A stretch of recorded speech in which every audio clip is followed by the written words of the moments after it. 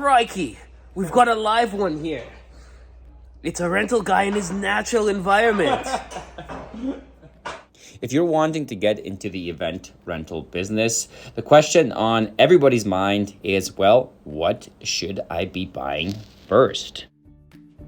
Hey, it's almost 2023. Time flies. 5, 6, 7 years ago, I don't even know when, I met a guy. He was renting simple pop-up tents. He was busy every single weekend. And I said, hey, let's take this business and ramp it up. And now we're here.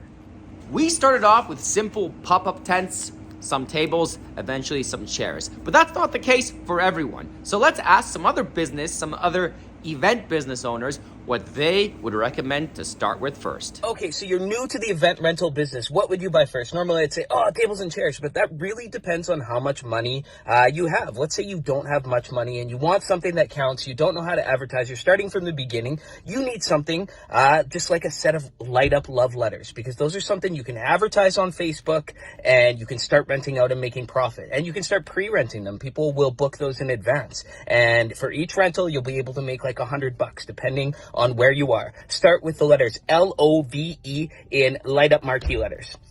Start with a 20 by 20, 6 to 8 tables and 50 chairs. That's going to be most small backyard parties, barbecues, graduations, quinceañeras, birthdays, 4th of July. The first thing that you should buy when you're starting your event rental company, especially if you're getting into tents, the 20 by 20 high peak frame tent. Doesn't matter which brand, I find they rent for the same amount. The customer doesn't know if it's a Tentnology or if it's from Tent and Table. Start there, start with the cheaper one, see how you do, see how you like it.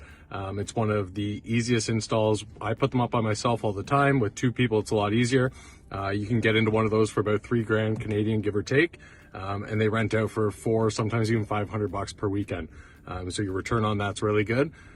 That's your best starting point. If you got the money, get 2 of them. You can put 2 of them together, make that 20 by 40, or you can do 2 separate events.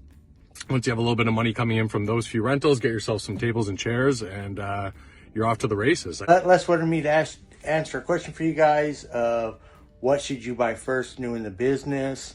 Of course, the first thing you should buy is tables and chairs. They're your bread and butter. They're going to get you through anything.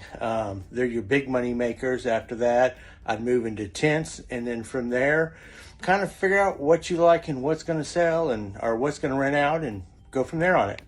If I were new in the rental industry, I would buy knowledge, I would buy wisdom, and I would buy other people's experience in the form of books. So the first book I'd probably buy is Profit First by Mike McCallowitz, to help understand best how profitable my company should be, which is a sign of health.